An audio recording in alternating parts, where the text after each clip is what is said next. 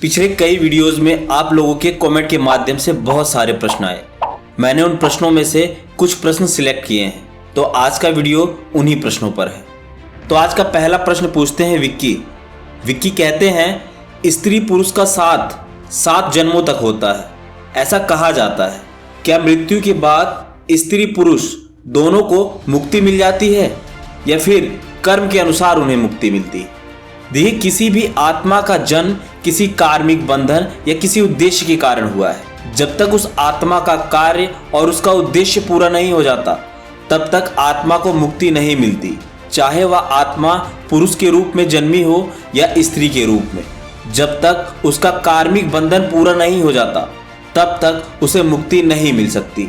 तो यह कहना कि स्त्री पुरुष का साथ 7 जन्मों तक होता है और दोनों को साथ में ही मुक्ति मिलेगी, ऐसा आवश्यक नहीं। यदि दोनों एक ही कार्मिक बंधन या एक ही उद्देश्य को पूरा करने के लिए इस धरती पर जन्मे हैं, जब वह कार्य पूर्ण हो जाता है तो हाँ, ऐसा हो सकता है कि स्त्री पुरुष दोनों को मुक्ति मिल जाए। अन्यथा वह आत्मा बार बार जन्म लेगी। जब तक उसका कार्मिक बंधन पूर्ण नहीं हो जाता, तब तक उस आत्मा को मुक्ति नहीं मिलती। दूसरा प्रश्न पूछते हैं अजय कुमार। अजय कुमार का यह प्रश्न बार बार आ रहा था कि how to control our hunger. देखिए अजय जी, जब भूख लगती है तो खाने के अलावा कुछ और याद नहीं आता। यह सिर्फ आपके साथ नहीं है, यह हर व्यक्ति के साथ स्वाभाविक है।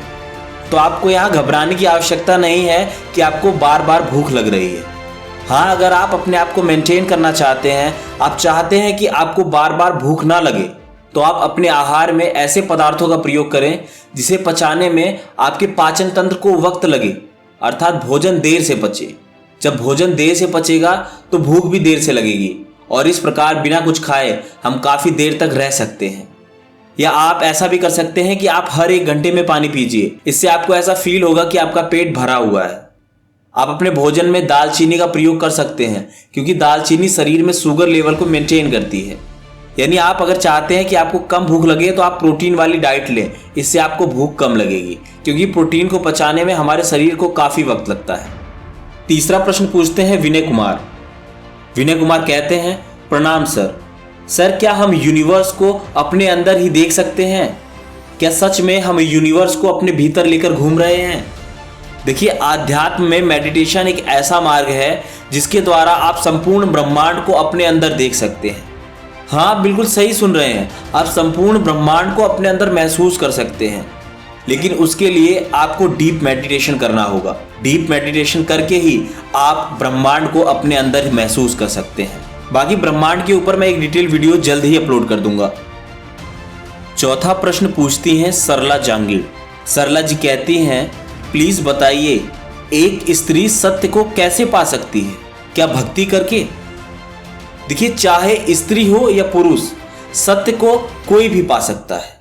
सत्य को प्राप्त करने के कई मार्ग बताए गए हैं: कर्म योग, सांख्य योग, ज्ञान योग और भक्ति योग। यह जरूरी नहीं कि एक स्त्री केवल भक्ति योग करके ही सत्य को प्राप्त कर सकती है।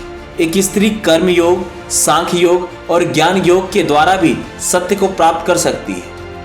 एक स्त्री सत्य को कैसे प्राप्त कर सकती है, यह कोई छोटा विषय नहीं है। इस पर मैं एक जल्द ही डिटेल वीडियो अपलोड कर दूंगा, जिससे आपको यह पता चल जाएगा कि एक स्त्री किस मार्ग का प्रयोग करे कि उसे सत्य की प्राप्ति हो जाए। पांचवा प्रश्न पूछते हैं हरे कृष्णा आयुष। आयुष जी कहते हैं भक्ति और ध्यान में क्या डिफरेंस है? देखिए, ध्यान और भक्ति एक दूसरे के पूरक हैं। ध्यान आत्म स्मरण है और भक्ति परमात्मा स्मरण है। यानी आत्म का स्मरण करना ध्यान है, जबकि परमात्मा का स्मरण करना भक्ति है।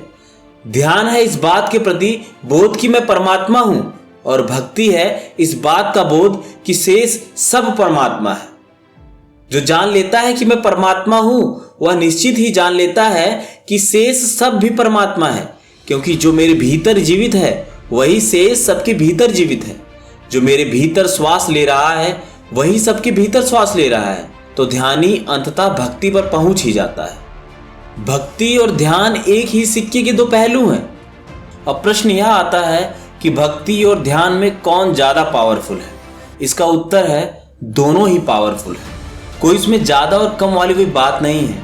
करने वाले के ऊपर निर्भर करता है कौन कितना प्रेम से भक्ति कर रहा है और कौन कितने मनयोग से ध्यान कर रहा है। वैसे भक्ति और ध्यान पर मैंने सेपरेट वीडियोस बनाए हैं, तो आप चैनल पर जाकर देख सकते हैं। अगर आप चाहते हैं तो मैं उसका लिंक डिस्क्रिप्शन में दे दूंगा। तो आज की इस वीडियो में मैंने बस 5 सवाल पिक किए थे। आगे की किसी वीडियो में आपके और सभी प्रश्नों का उत्तर भी मिल जाएगा। आशा करता हूँ वीडियो पसंद आया होगा। वीडियो पसंद आया है तो लाइक करें, शेयर करें। चैनल पर पहली बार है तो चैनल को सब्सक्राइब करना मत भूलिएगा।